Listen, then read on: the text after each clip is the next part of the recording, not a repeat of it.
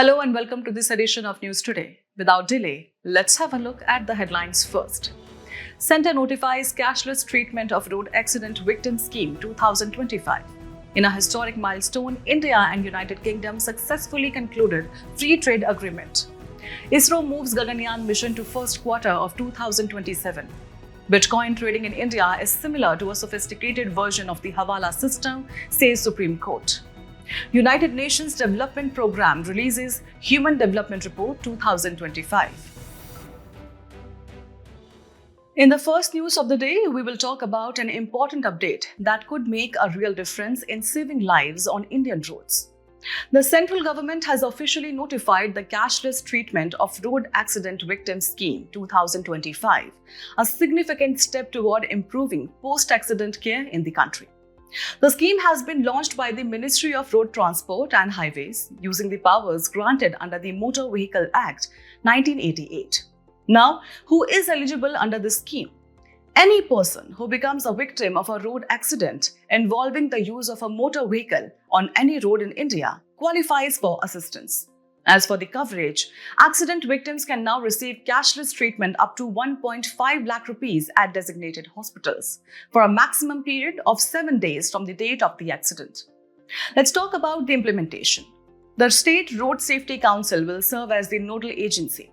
And when it comes to hospitals, states are required to onboard all capable facilities, including those already empaneled under the Ayushman Bharat Pradhan Mantri Jan Arogya Yojana to provide trauma and polytrauma care. Now, how will the money flow? Hospitals can raise claims for the treatment provided. These claims will be verified by the State Health Agency and payments will be disbursed from the Motor Vehicle Accident Fund, all within 10 days. And to ensure the scheme functions smoothly, it will be monitored by a committee chaired by the Secretary of the Ministry of Road Transport and Highways. But why is such a scheme urgently needed? Let's look at the importance of implementing road safety measures in India.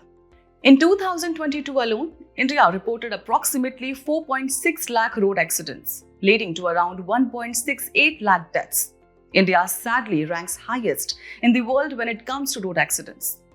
This initiative also aligns with India's commitment under the United Nations Decade of Action for Road Safety, which aims to halve traffic deaths by 2030. Now, the scheme is not operating in isolation.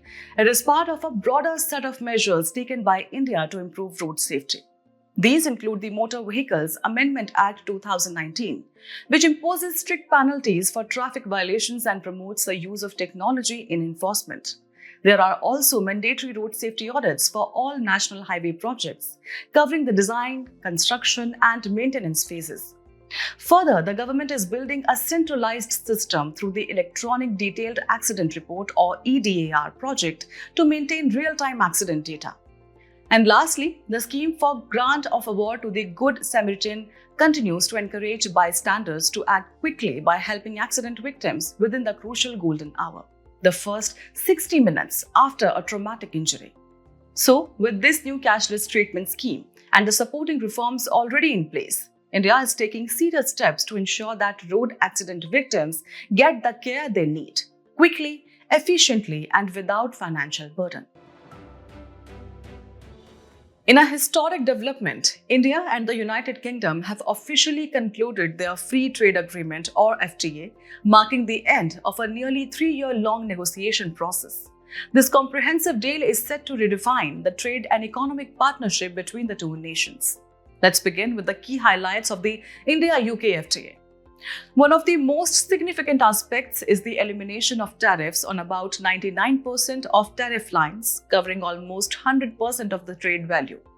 Currently, the bilateral trade between India and the UK stands at approximately $60 billion. Moving on to mobility of professionals, the deal includes provisions to ease the movement of investors, intra-corporate transferees, along with their partners and dependent children with the right to work, and independent professionals, further boosting bilateral employment and collaboration opportunities.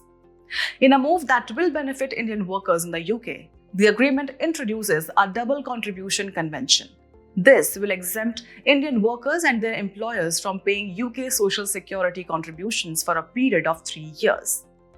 The FTA also opens new avenues for India's talented and skilled youth, enabling them to gain from the UK's digitally delivered services and advanced digital infrastructure.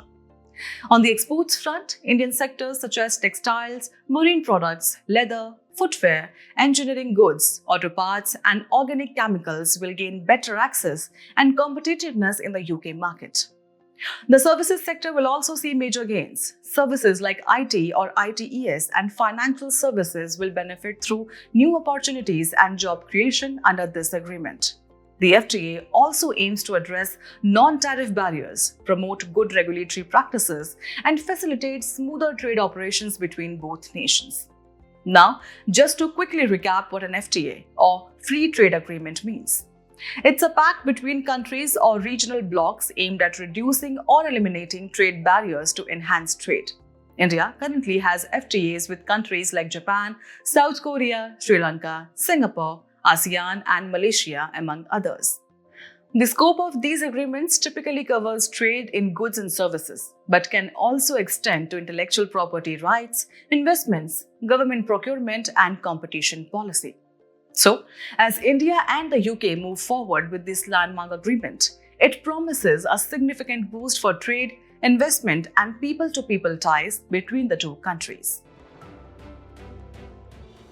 Moving on to a big development from the Indian space sector. ISRO has officially moved the Gaganyaan mission to the first quarter of 2027. This adjustment comes on the back of two major achievements: the successful completion of the Test Vehicle Abort Mission 1 or TVD-1 and the first uncrewed Test Vehicle Abort Mission. These milestones have laid a robust foundation for the upcoming series of test missions. Looking ahead, the second Test Vehicle Mission or TVD-2 will be conducted next, and this will be followed by uncrewed orbital flights under the Gaganyaan program. Adding to the excitement, Vyomitra, a female robot or Gaganyaan, is set to undertake the first uncrewed mission of Gaganyaan. Now, what exactly is this Gaganyaan mission? Its objective is to demonstrate India's human space flight capability by launching a crew of 3 astronauts to a low Earth orbit of 400 kilometers for a 3-day mission, and then returning them safely to Earth, with landing planned in the Indian Sea waters. Let's now move to the components of the Gaganyaan mission. At the heart of the launch system is the Launch Vehicle Mark III or LVM-3, formerly known as the GSLV Mk3. This is a 3-stage rocket. The first stage includes 2 solid fuel boosters strapped to the rocket's core. The second stage is powered by 2 liquid-fueled, clustered Vikas 2 engines. And the third stage features the CE-20 indigenous cryogenic engine, which uses liquid hydrogen and liquid oxygen as fuel and oxidizer. Now let's talk about the orbital module, which is the object launched into low Earth orbit by the LVM-3 rocket. It weighs 8.2 tons and is made up of 2 primary parts: the crew module and the service module. The crew module is designed to house up to 3 astronauts for a week and is equipped with parachutes to ensure controlled descent upon re-entry.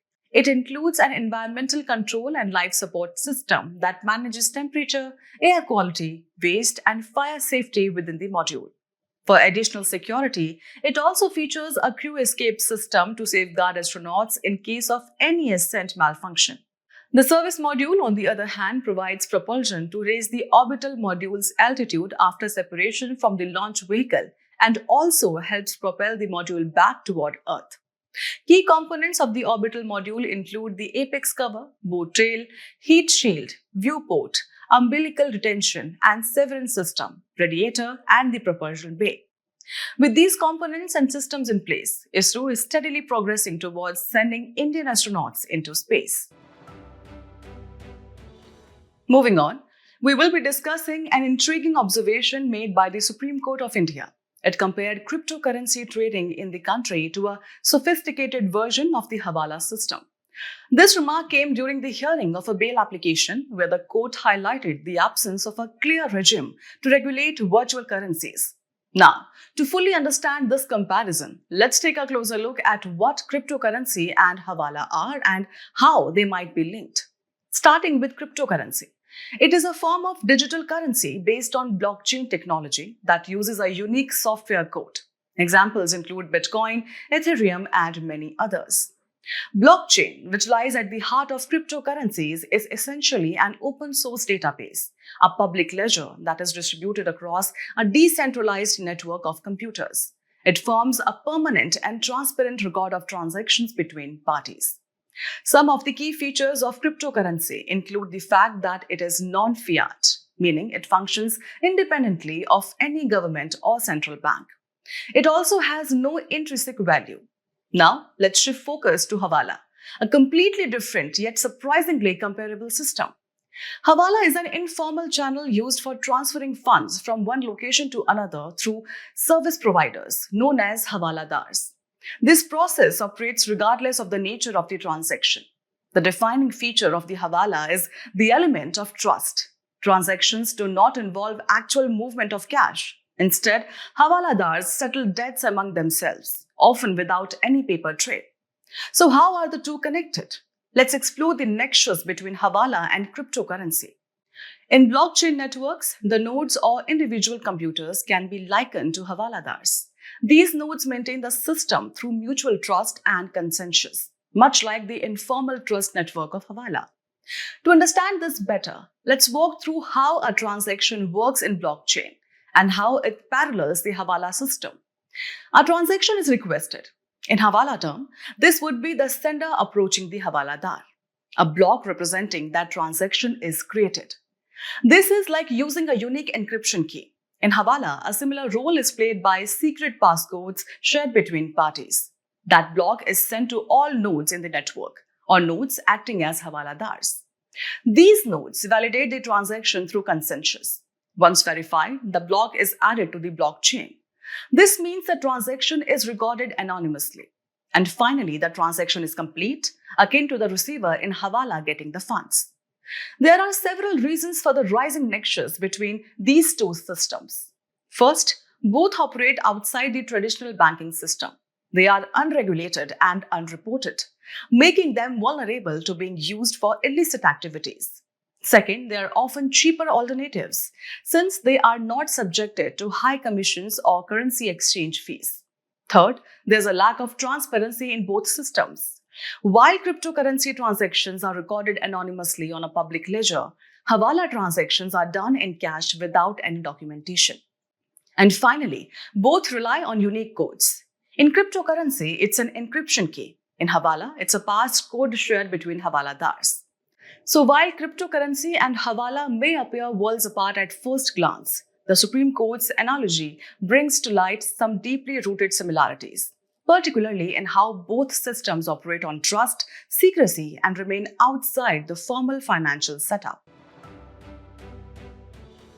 The United Nations Development Programme has released its much-anticipated Human Development Report 2025, titled A Matter of Choice: People and Possibilities in the Age of AI.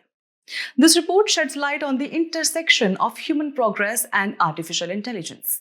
Let's begin with the key findings for India. India has climbed 3 spots to now rank 130 out of 193 countries in the Human Development Index.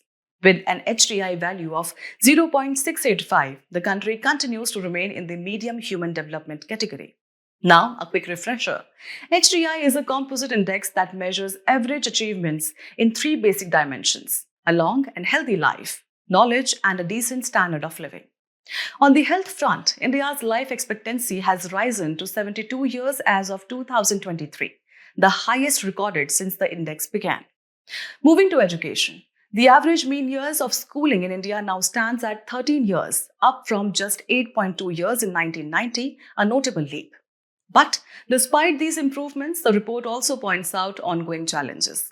For instance, India's gross national income per capita rank is 7 positions below its HDI rank. And when it comes to gender equality, there's still a long way to go. India ranks 102nd on the Gender Inequality Index, reflecting persistent issues in reproductive health, political representation, and workforce participation. Let's now take a quick look at the global landscape. The report observes that human development progress globally has slowed to its weakest pace since 1990. Additionally, inequality between low and very high HDI countries has continued to rise for the 4th year in a row. Switching focus to one of the most anticipated sections of this year's report, the impact of artificial intelligence. The findings are particularly striking for India. When it comes to AI skills, India holds the highest self-reported AI skills penetration globally. In the Global AI Index, India ranks 4th among 36 evaluated countries, and remarkably, it is the only lower middle income country to feature in the top 10. Another significant development is in talent retention. About 20% of AI researchers in India now remain in the country, a dramatic improvement from nearly zero in 2019. And what does the world think about the future of AI? According to the report, 61% of respondents expect AI to augment jobs, while 51% anticipate automation of roles, signaling a complex yet transformative impact on the workforce. So while India has made measurable progress in human development and is emerging as a strong player in the global AI landscape, challenges like income inequality and gender disparity continue to need attention. In today's Place in News, we will talk about Maldives, with its capital at Malé. Recently, INS Sharda arrived at Mafilafushi in the Maldives to participate in a humanitarian assistance and disaster relief or HEDR exercise. Now, let's take a look at some of the geographical and political features of the nation. The Maldives is a tropical country in the Indian Ocean, composed of 26 coral atolls. The northernmost atoll lies to the south-southwest of the Indian mainland and separates the Indian island of Minicoy from the Maldives. Geographically, the Maldives is formed entirely by coral reefs. There are no rivers or mountains in the country. Notably, it has the world's 7th largest coral reef system, accounting for about 3.14% of the global reef area. The average elevation of the islands does not exceed 1.7 meters above mean sea level, making the country particularly vulnerable to rising sea levels. As we conclude today's main news, let's have a look at some quick updates. The Indian Navy and DRDO, or Defense Research and Development Organization, successfully tested the indigenously developed MIGM. MIGM is an advanced underwater naval mine designed to enhance the Indian Navy's capabilities against modern stealth ships and submarines. Researchers developed a cost-effective metal-free porous organic catalyst for efficient H2 production. The catalyst harnesses mechanical energy through piezocatalysis using piezoelectric materials to generate charge carriers for water splitting. Recently, a team of international scientists successfully mapped the genome of the Hawala, often called the Asian unicorn. The Hawala inhabits the mist-covered evergreen forest of the Annamite Mountains along the Vietnam-Laos border. Recently, the USA president instructed the rebuilding and reopening of the infamous Alcatraz prison on Alcatraz Island to house ruthless and violent offenders. Alcatraz Island is located in San Francisco Bay, California, USA. Kozhikode City has been honored with a membership in the WHO's Global Network of Age-Friendly Cities and Communities, or GNAFCC. GNAFCC was established in 2010. It has 1,300 members from 51 countries. Thrissur Puram festival began at Vadakumnathan Temple at Kerala. Vadakumnathan, a Shiva temple, is honored with UNESCO Asia Pacific Heritage Award for Cultural Heritage Conservation in 2015. The National Archives of India, or NAI, has digitized over 10 crore pages of historic documents. It was established in 1891 in Calcutta, now Kolkata, as the Imperial Records Department. NAI functions as an attached office under the Ministry of Culture. India reaffirms commitment to Buddha's teachings at UN Vesak Day 2025 in Vietnam. Vesak, also known as Buddha Purnima, is observed on the full moon day in the month of May. It is the most sacred day for millions of Buddhists around the world. Before we sign off, let's challenge your understanding in today's installment of Test Your Learning.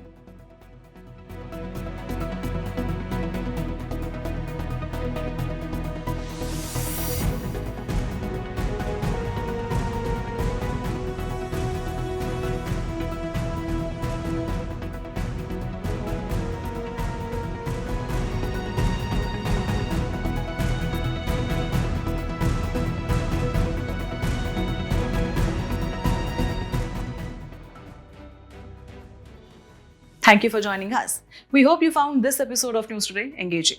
For the solutions to the quiz and to access the PDF version of News Today, remember to visit the provided links in the description below.